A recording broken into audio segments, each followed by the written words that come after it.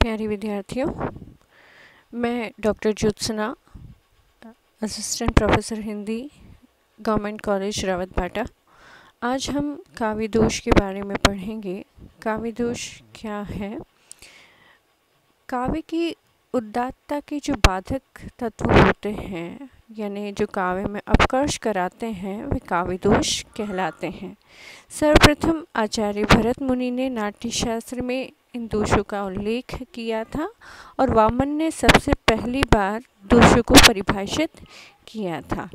तो सबसे पहले हम काव्य दोष के अर्थ और परिभाषा को समझेंगे कि काव्य दोष क्या होते हैं। अलग अलग आचार्यों ने काव्य दोष की अलग अलग परिभाषाएं दी हैं। भरत मुनि ने गुण के विपर्य यानी विपरीत रूप को काव्य दोष माना है। एत एव विपर्यस्त गुणा काव्येषु कीर्तिता। ये भरत मुनि ने कहा है कि गुण दोष जो होते हैं वो गुण विपर्य रूप हैं। मम्मट के अनुसार मुख्य अर्थ का अपकर्ष दोष कहलाता है। मुख्यार्थ हति दोषो रसस्य मुख्यास्त द्राक्षयाद वाच्य, यानी मुख्य अर्थ को बाधित कर देने वाले दोष कहलाते हैं। आचार्य विश्वनाथ के अनुसार रस का अपकर्ष दोष कहलाते हैं, रसोपकर्ष दोषः। इसी प्रकार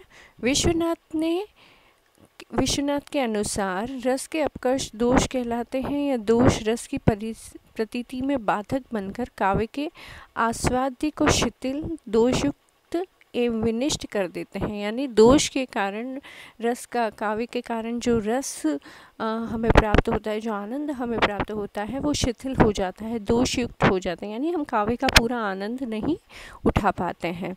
जयदेव के अनुसार उद्देक के जनक दोष कहलाते हैं, उद्देक जनको दोषः। आचार्य वामन के अनुसार गुण विपर्यात्मनो दोषः, यानी गुण के विपरीत दोष। यानी अलग अलग आपने देखा है, अलग अलग आचार्यों ने दोष की अलग अलग परिभाषाएं दी हैं। तो इसी प्रकार काव्य के जो दोष हैं उनके अलग अलग प्रकार भी जो आचार्य हैं उन्होंने अलग अलग प्रकार उसके बताए हैं। भरत मुनि ने 10 काव्य दोष बताए हैं, आचार्य वामन ने 20 काव्य दोष गिनाए हैं, जबकि भामह ने 21 और विश्वनाथ ने 70 काव्य दोष बताए हैं। सामान्यतः दोष के 3 प्रकार होते हैं, शब्द दोष, अर्थ दोष और रस दोष।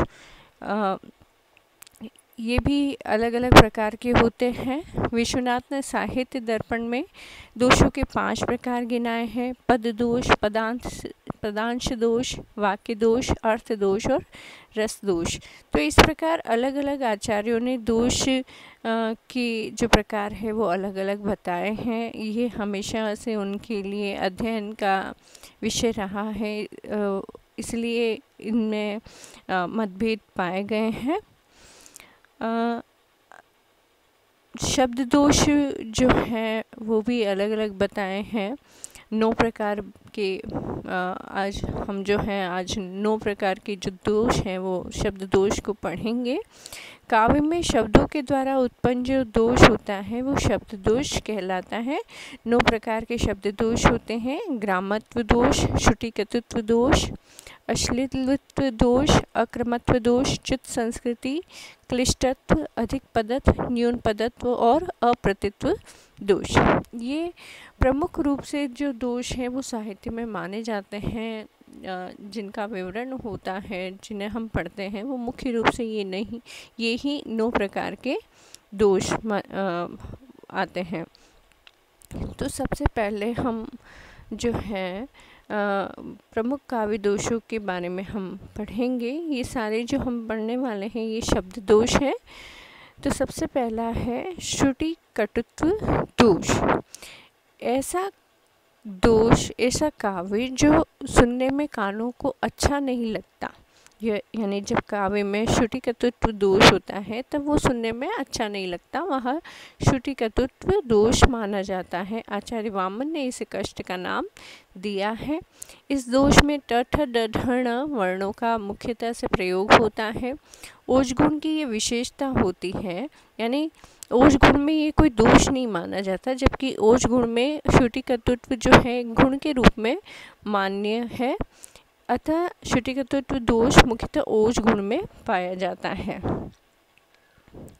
जैसे उदाहरण दिया गया है, लटिक लटिक लटकतु चलतु डटतु मुकुट की छा चटक भरियो नटक मिल गयो अटक बटक बटमाह। आपने देखा जैसे ट वर्ण की ध्वनि इसमें अधिक आई है, तो ये कानों को सुनने में अच्छा नहीं लगता, तो इसलिए यहाँ पर शुटिकत्व दोष माना जाएगा। अगला हम पढ़ेंगे ग्रामत्व दोष। काव्य में जहाँ ग्रामीण शब्दों का प्रयोग हो वहाँ ग्रामत्व दोष माना जाता है, यानी ऐसे शब्द जो ग्रामीण भाषा में प्रयोग होते हैं उनका प्रयोग अगर काव्य में होता है तो वहाँ ग्रामत्व दोष माना जाता है। जैसे ताही अहीर की छोहरिया छचिया पर छाछ पे नाच नचावे, जैसे छोरियाँ छाछ ये शब्द है, या पंथ के साथ जो लोग लुगाई या लोग लुगाई शब्द आया है, ये भी ग्रामत्व दोष का उदाहरण है। अब है क्लिष्टत्व दोष। क्लिष्टत्व दोष यानी क्लिष्ट का अर्थ होता है कठिन। काव्य में प्रयुक्त दुर्बोध एवं कठिन अर्थ दुसाध्य शब्दों का प्रयोग क्लिष्टत्व दोष कहलाता है, यानी ऐसे शब्दों का प्रयोग जिन्हें आसानी से समझ में जो आसानी से समझ में नहीं आते हैं वह क्लिष्टत्व दोष माना जाता है। जैसे मंदिर अरद अवधि हरि बदी गए हरि आहार चली जात, यानी मंदिर अरद अवधि यानी मंदिर यानी घर का आधा जो भाग होता है पखवाड़ा कहलाता है। पखवाड़ा यानी 15 दिन की अवधि श्री कृष्ण बता के गए, लेकिन हरि आहार यानी मांस के लिए यहाँ मांस शब्द का उपयोग किया गया है। तो यानी काफ़ी दिमाग लगाने के बाद इसका वास्तविक अर्थ ज्ञात होता है, तो यहाँ क्लिष्टत्व दोष माना जाएगा। अगला है अप्रतित्व दोष। जब काव्य में किसी विशेष शास्त्र के पारिभाषिक शब्द का प्रयोग किया जाए वहाँ अप्रतित्व दोष होता है। ये पारिभाषिक शब्द लोक व्यवहार में प्रसिद्ध नहीं होते, यानी किसी शास्त्र विशेष के शब्दों का प्रयोग जब काव्य में किया जाता है तो वहाँ अप्रतित्व दोष माना जाता है।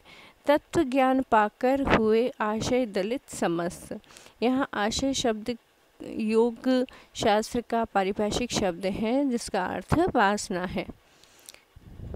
बहुत देखे तेरे यहाँ अनुभव, यहाँ अनुभव साहित्य शास्त्र का पारिभाषिक शब्द है जिसका अर्थ होता है आश्रय की चेष्टाएं।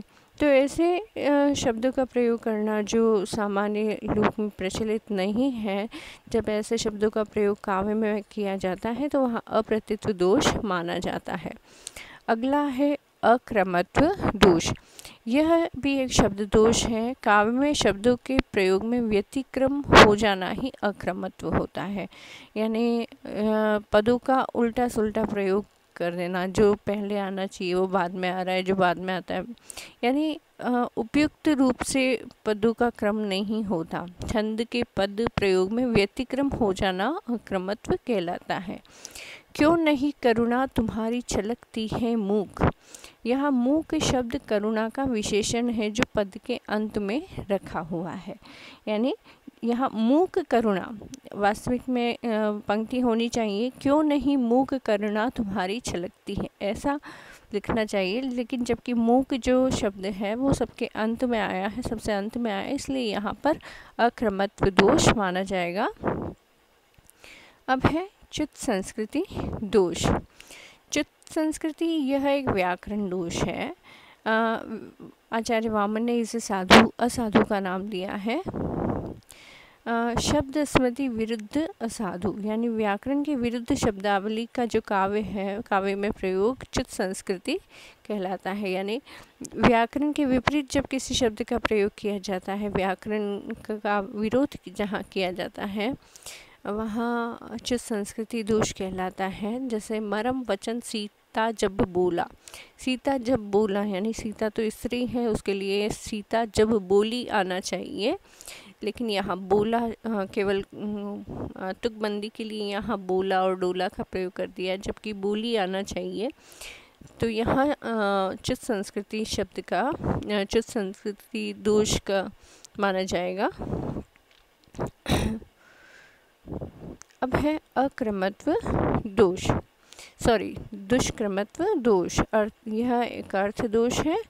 लोक या शास्त्र के विरुद्ध क्रम या दुष्क्रम, यानी पद में जब शब्दों का क्रम लोक या शास्त्र के विरुद्ध हो वहाँ दुष्क्रमत्व माना जाएगा। इस दोष में लोक और शास्त्र की निर्धारित मान्यताओं का क्रम उलट दिया जाता है। आचार्य भामा ने इसे अपक्रम का नाम दिया है।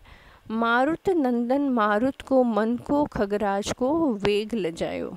यहाँ मन का वेग आ जाने के पश्चात खगराज के वेग का कोई औचित्य नहीं है, यानी मन का वेग किसी भी वस्तु के वेग से ज़्यादा ही होता है, इसलिए यहाँ पर खगराज के वेग को बताना उचित नहीं है, इसलिए यहाँ दुष्क्रमत्व दोष माना जाएगा। उम्मीद है आपको ये सारे दोष समझ में आए होंगे। धन्यवाद।